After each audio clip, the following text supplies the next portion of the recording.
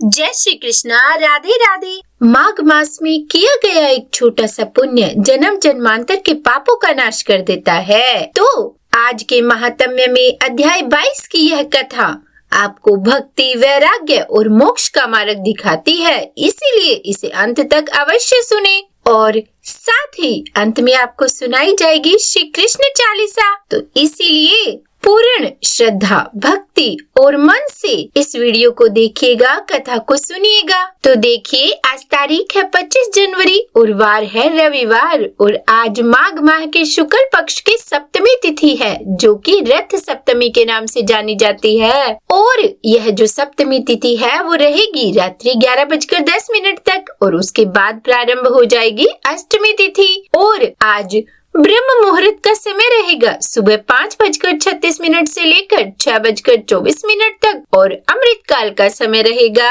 दोपहर 11:13 से लेकर 12:47 तक। और आज सूर्योदय का समय होगा सुबह 7:13 और सूर्यास्त का समय रहेगा शाम 6:05। तो चलिए, आज का यह महात्म्य शुरू करने से पहले आपको बता देते हैं कि कल यानी कि माघ मास महात्म्य के 21वें अध्याय में क्या हुआ था। तो कल 21वें अध्याय में हम लोमस ऋषि द्वारा वर्णित माघ मास में प्रयाग स्नान की महिमा का वर्णन सुन रहे थे और इसके आगे का वृत्तांत हम आज के अध्याय में सुनेंगे। तो आज का यह 22वां अध्याय शुरू करने से पहले चलिए हम सर्वप्रथम भगवान श्री गणेश को याद करते हैं। 3 लोक 14 भुवन तेरी जय जयकार, हे गणपति गण देवता हर लो दुख अपार। और अब 22वां अध्याय। श्री वशिष्ठ जी राजा दिलीप से बोले कि हे राजन, अब मैं तुम्हें माघ मास का प्रभाव बतलाता हूँ, सुनो। इसे भक्ति पूर्वक सुनकर मनुष्य सब पापों से मुक्त हो जाता है। प्राचीन रथंतर कल्प के सतयुग में कुत्स नाम के एक ऋषि थे जो ब्रह्मा जी के पुत्र थे।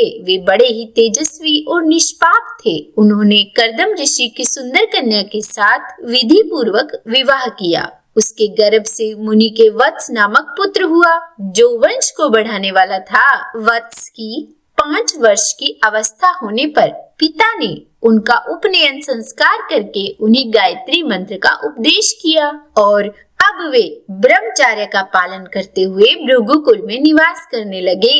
प्रतिदिन प्रातः काल और सायंकाल अग्निहोत्र, तीनों समय स्नान और भिक्षा के अन्न का भोजन करते थे। अपनी इंद्रियों को काबू में रखते थे और काला मृगचर्म धारण करते और सदा स्वाध्याय में लगे रहते थे। पैर से लेकर शिखा तक लंबा प्लाश का डंडा जिसमें कोई छेद नहीं था लिए रहते थे।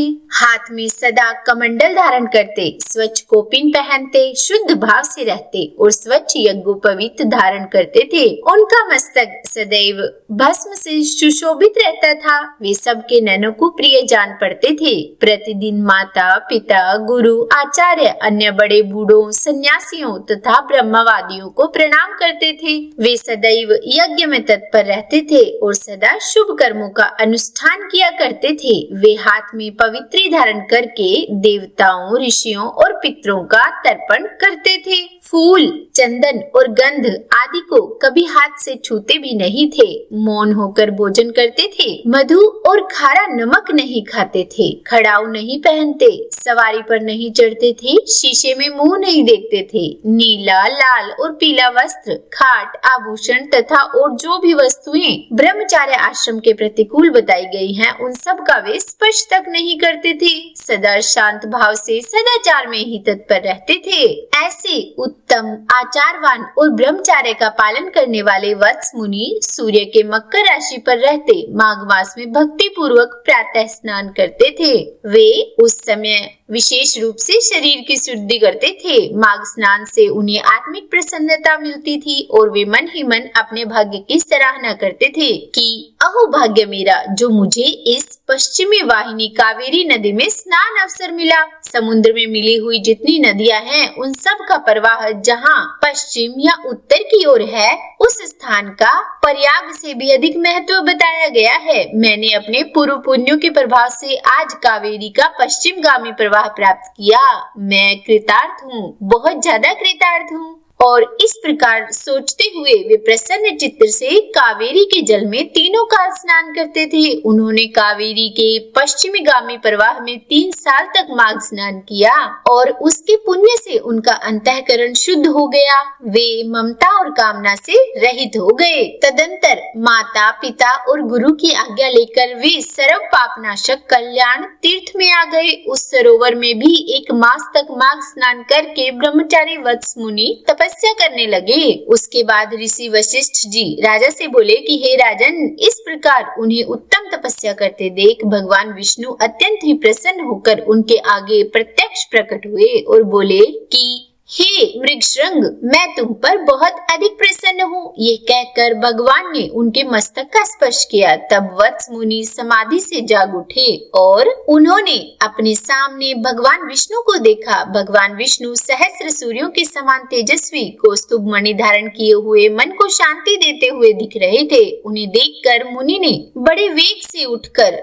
भगवान को प्रणाम किया और बड़े भाव से उनकी सुंदर स्तुति की। भगवान की स्तुति और नमस्कार करके वत्स मुनि भगवान के सामने हाथ जोड़कर खड़े हो गए। उस समय उनके नेत्रों से आनंद के आंसू बह रहे थे और सारे शरीर में रोमांच हो रहा था। तब श्री भगवान ने कहा कि हे मृगशृंग, तुम्हारी इस स्तुति से मुझे बड़ी प्रसन्नता हुई है। माघ मास में इस सरोवर के जल में जो तुमने स्नान और तप किए हैं, इससे मैं बहुत अधिक संतुष्ट हूँ। हे मुनि, तुम निरंतर कष्ट सहते सहते थक गए हो। दक्षिणा सहित यज्ञ, दान, नियम तथा यमों के पालन से भी मुझे इतना संतोष नहीं मिलता जितना कि माघ के स्नान से होता है। अब पहले तुम मुझसे कोई वर मांगो। तब मुनि मृगशृंग बोले कि हे देवादिदेव, संपूर्ण देवताओं द्वारा वंदित हे जगन्नाथ, आप यहाँ सदा निवास करें और सबको सब प्रकार के भोग प्रदान करते रहें। आप सदा सब जीवों को सब तरह की संपत्ति प्रदान करें। भगवान, यदि मैं आपका कृपा पात्र हूँ तो यही एक वर जिसे निवेदन कर चुका हूँ देने की कृपा करें। हे कमल नयन, चरणों में पड़े हुए भक्तों का दुख दूर करने वाले,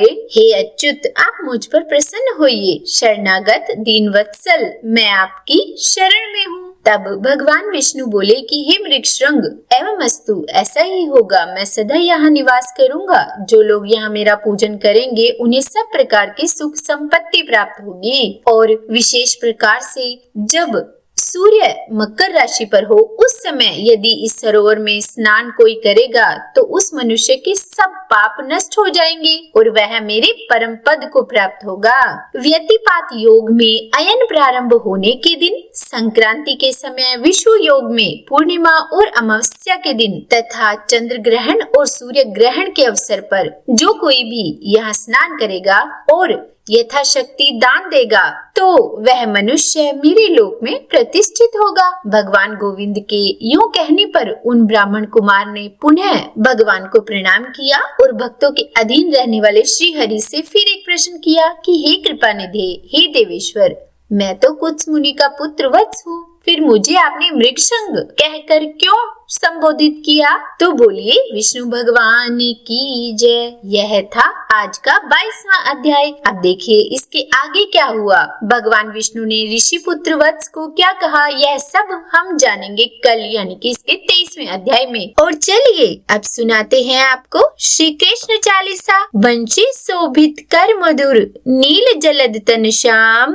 अरुण अधर जनु बिंब फल, नयन कमल अभिराम, पूर्ण इंद्र अरविंद मुख, पीतांबर शुभ साज, जय मनमोहन मदन छवि कृष्ण चंद्र महाराज। जय यदुनंदन जय जगवंदन, जय वसुदेव देवकी नंदन, जय यशोदासुत नंद दुलारे, जय प्रभु भक्तन के हिततारे, जय नट नागर नाग नथैया, कृष्ण कन्हैया धेनु चरैया, पुनि नख पर प्रभु गिरिवर धारो, आओ दीनन कष्ट निवारो, वंशी मधुर अधर धरि तेरी, होवे पूर्ण मनोरथ मेरी, आओ हरि पुनि माखन चाखो, आज लाज भारत की राखो, गोल कपोल चिबुक अरुणारे, मृदु मुस्कान मोहिनी डारे, हारे। रंजित राजीव नयन विशाला, मोर मुकुट वैजंती माला, कुंडल श्रवण पीत पट आछे, कटि किंकणी काछन काछे, नील जलज सुंदर तनु सोहे, छवि लखि सुर नर मुनि मन मोहे।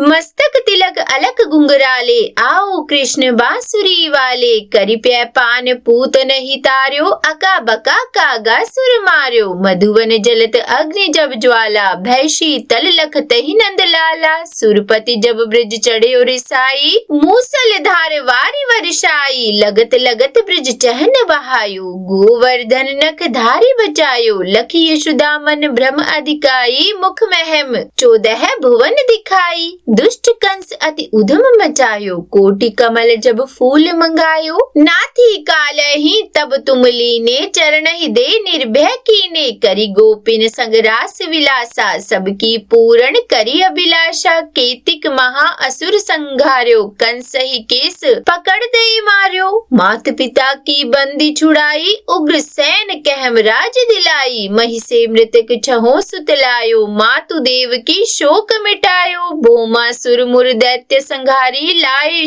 10 सहस कुमारी, देवी नहीं तृण चीर सहारा, जरा सिंधु राक्षस कहम्बारा, असुर बकासुर आदिक मार्यो, भक्तन के तब कष्ट निवार्यो, दीन सुदामा के दुख टार्यो, तंदुल 3 मोठ मुख डार्यो, प्रेम के साग विदुर घर मांगे, दुर्योधन के मेवा त्यागे, लखी प्रेम की महिमा भारी, ऐसे श्याम दीन हितकारी, भारत के पारथ रथ हाके, लिए चक्र कर नहीं बलता के, निज गीता के ज्ञान सुनाए, भक्तन हृदय सुधा वर्षाए, मीरा थी ऐसी मतवाली, विष पी गई बजाकर ताली, राणा भेजा सांप पिटारी, शालिग्राम बने बनवारी, निज माया तुम विदहिम दिखायो, उड़ते संशय सकल मिटायो, तब शत निंदा करी तत्काला, जीवन मुक्त भयो शिशुपाला, जब हिम द्रौपदी तीर लगाई, दीनानाथ लाज अब जाई, तुरत हिम वसन बने नंद लाला, बड़े चीर भय अरि मोह काला, असनाथ के नाथ कन्हैया, डूबत भंवर बचावत नैया, सुंदर दास आस उरधारी, दया दृष्टि कीजे बनवारी, नाथ सकल मम कुमति निवारो, क्षमहु बेगी अपराध हमारो, खोलो पट अब दर्शन दीजे, बोलो कृष्ण कन्हैया कीजे। यह चालीसा कृष्ण का पाठ करे उरधारी, अष्ट सिद्धि नवनिधि फल लहे पदार्थ चारी। तो बोलिए श्री कृष्ण भगवान की जय। तो उम्मीद करती हूँ आज की वीडियो आपको पसंद आई होगी। अगर अच्छी लगी हो तो लाइक एंड शेयर कर दीजिएगा और चैनल पर नए हैं सब्सक्राइब नहीं किया है तो चैनल को सब्सक्राइब भी कर ही दीजिएगा। और हाँ, कमेंट बॉक्स में राधे राधे लिखना बिल्कुल भी मत भूलिएगा। तो बोलिए राधे राधे।